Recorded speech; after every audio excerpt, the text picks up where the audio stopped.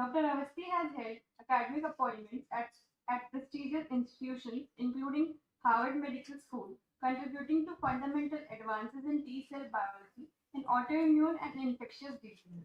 With a citation index exceeding 15,000 and around 20 plus publications in top tier journals such as Nature, Science Advances, and Lancet Infectious Disease, his contributions span fundamental discoveries in Th9 and Th17 cell subsets, anti-tumor immune responses, and vaccine development.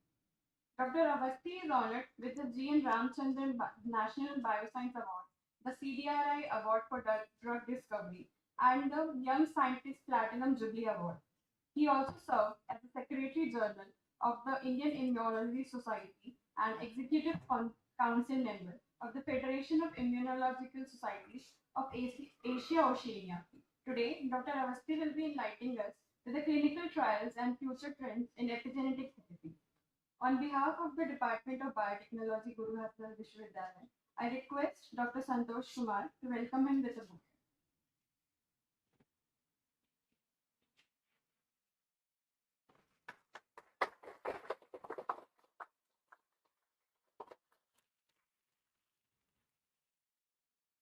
On behalf of the organizing committee and all participants, please join in extending a warm welcome as Dr. Amit Awasthi takes the podium for today's lecture, sharing his expertise drawn from his groundbreaking research and his informative scientific views.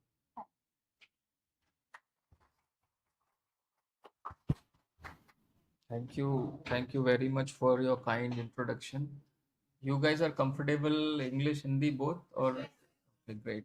And I take this opportunity to say thanks to Santosh, who happened to be my friend now, but he was a junior when I was doing PhD from the same place in NCCS Pune, and subsequently he went for postdoc. I went to other place, and then again we got reconnected for some good cause, trying to do something which can help Indian patient in a way that we can treat people in a way for cancer and maybe other conditions.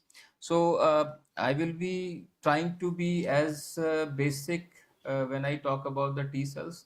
My lab is primarily working on the T cell research, T cell biology, and T cell, as you know, are involved in many conditions, including how many of you know that T cells are the one which gives you a long lasting memory response in the vaccines. And we all know that during COVID-19 the how vaccine is so important, and when you get vaccinated you are protected for the life because you have these T cells which recognize the antigens which is on the viruses and viral antigen, let's say the bacterial antigens, uh, and these T cells is having a very specific receptors, and these receptor will recognize this small peptide.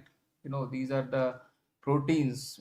T cell recognize protein antigen, and these proteins are chopped into small portion by the antigen presenting cells.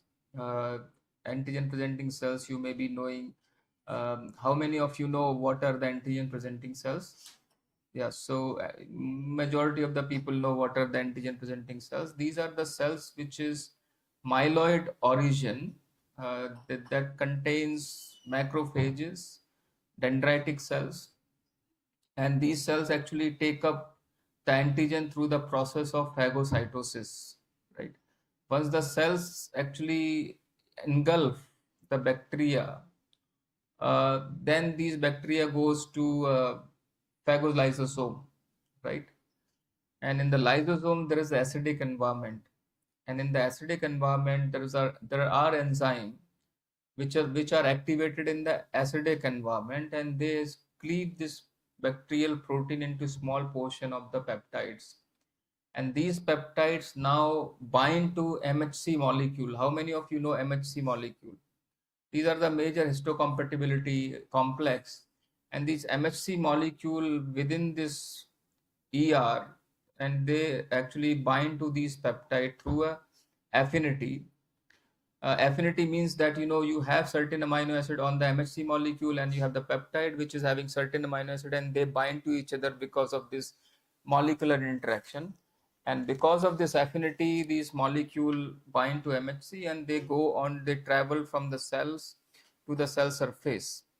When they go to the cell surface, if let's say if you have a MHC molecule which is not able to bind a peptide in a kind of a manner, with optimal affinity, what it will happen, the MHC molecule will remove this peptide and it will try to find the right affinity peptide. So this kind of multiple permutation combinations are happening within the cell, within the antigen presenting cells, which are macrophage dendritic cells.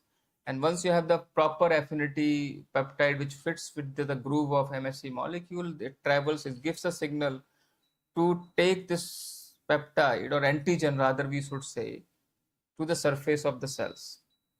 And when actually it shows this on the surface, then you have T cell in your secondary lymphoid organ, right?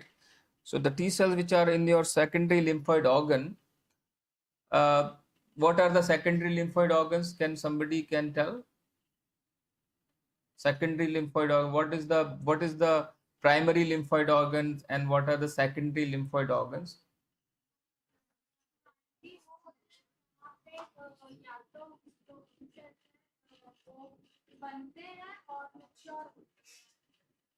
Very good.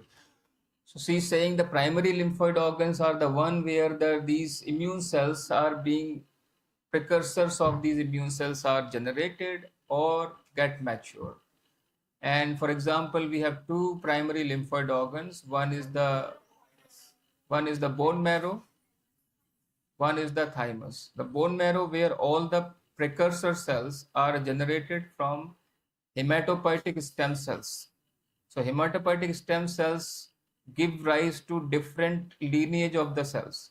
You have variety of different cells in the immune system. You might be knowing that your T cells, your B cells, your macrophage, dendritic cells, mast cells, eosinophils, NK cells, all these cells are being generated from the precursor cells, which are the hematopoietic stem cells. And if these hematopoietic stem cells in the bone marrow gets very specific growth factor, they try to become that particular cell types, right? Give an example. For example, MCSF is called macrophage or monocyte stimulatory factor.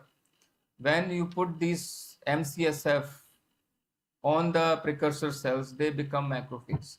And you can do this experiment in your laboratory. When you take the bone marrow's precursor cells from the mice, you take the mice bone marrow and you flush it out through the syringe in the PBS, and then you culture with the MCSF, and then 7 days later you have these macrophage cells are now in the Petri plate, so that you can see.